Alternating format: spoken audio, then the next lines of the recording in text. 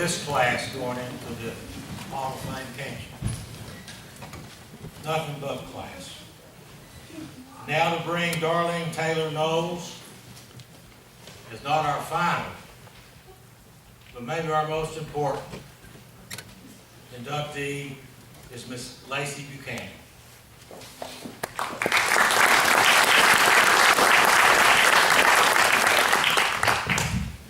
First, I want to know whose idea it was that I follow up Danny Young. I am not going to be able to speak as well as he did for sure. Yeah, sure. I'm wearing the short ones. I am here tonight to introduce my aunt, Darlene Taylor Knowles. It is an honor for me to stand here and share a little bit about her with you guys. I grew up hearing about her basketball career and how amazing she was. Unfortunately, a lot of times it was in reprimand when I was playing because I had an example to live up to. I did make it past grammar school ball, if that tells you how well I played. I did not inherit her athletic gene, but she always has told me that I possibly inherited her brains. So we're just going to go with that. Darlene, my aunt, she is the daughter of Mally Taylor, who was my grandmother, of course. She is the wife of Jack Knowles, who's here with us tonight. And she was born and raised in Auburntown. I've heard so many stories, she was born and raised in Gasaway, and later moved to Auburntown. So my family's roots run really deep in this community. And I've grown up hearing so many stories about Gasaway. And the way of life as it was seemed to be a lot simpler back then. Darlene learned how to play basketball, playing with her brothers, one of which was my dad, and the other my uncle. She played on grass. She didn't have a nice concrete court. And she jokes about dribbling the ball in grass and how it, of course, would never be even and she'd have to go chasing the ball. Her goal, at one point, she got a basketball goal as a gift. I think it was for Christmas, and they had to nail it to a tree. So that was her humble beginnings and how she learned how to play, which says a lot to me about how where you get your start doesn't have to define where you end up. Her family moved to Auburntown, I think around high school. She played for Woodbury Grammar School part of the time. She played for Woodbury Central High and the long ago Auburn High School, when Auburntown had a high school as well, which no longer exists. She has some records there, and I've joked with her that nobody will ever be able to break them because they can't play for Auburn High. She was coached by several people that you might recognize, some of whom are on the Cannon Hall of Fame list already. She was coached by Robert A. Harris, Ruth Pugh, Homer Martin, and Jimmy McKnight, to name a few. I know some of you guys will recognize those names. I know even I do, as some of the greats. She was captain of her basketball team sophomore, junior, and senior year.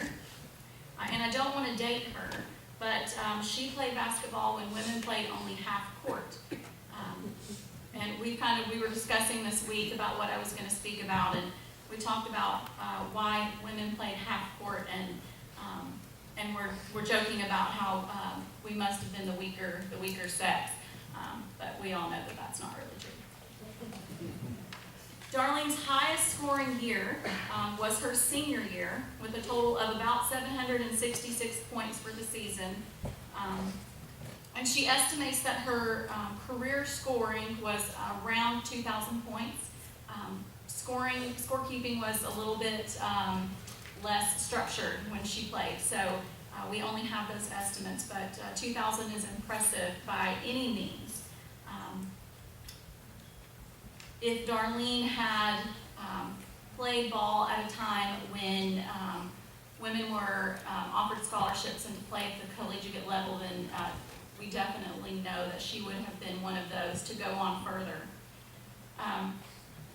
And like I said, I've never been one to play very well myself. I've fumbled through a few games when I was younger.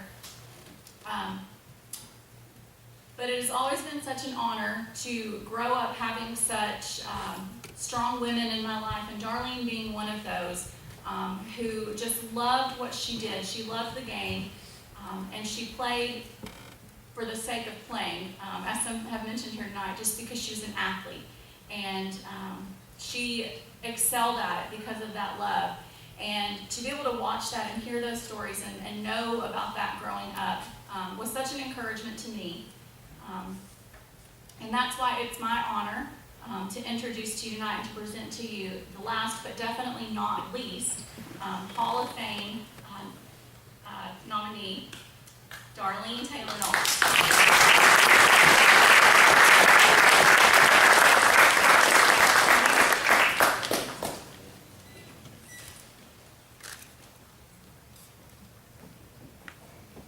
I don't have a speech tonight. I would like to thank the county courier for this honor. It's a terrific honor for me, and I really appreciate it. Thank you.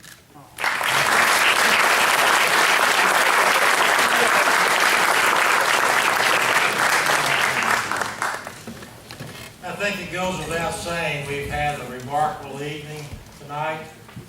We've heard great stories, we've heard motivation, we've heard dedication, we've heard competition, and striving to do the best. And that's what we want to do with this banquet and these presentations every year. Somebody asked me not long ago, they said, well, at some point in time, you're going to run out of nominees for the Hall of Fame. And I said, no, I don't think so. I look at you guys, there's no way possible we're going to run out of nominees. This is a wonderful evening, and I want to thank you for being a part of it. Again, I'd like to thank the Arts Center for giving us the opportunity to host this. Dr. Curtis. Mr. Curtis? It's all right. I'll give you another one if you want. Thank you and your staff and the school board members and Hall of Fame members and past recipients for being here this evening. I will ask if the Hall of Fame presenters and inductees will meet up here and we'll take some group photographs, if that's okay. If not, meet up here anyway. So, does anybody have anything do you have anything to say? No. We thank you for putting this on. We enjoy it. You guys are great. You guys are great. Be careful. Have a good evening. God bless each and every one of you and drive carefully.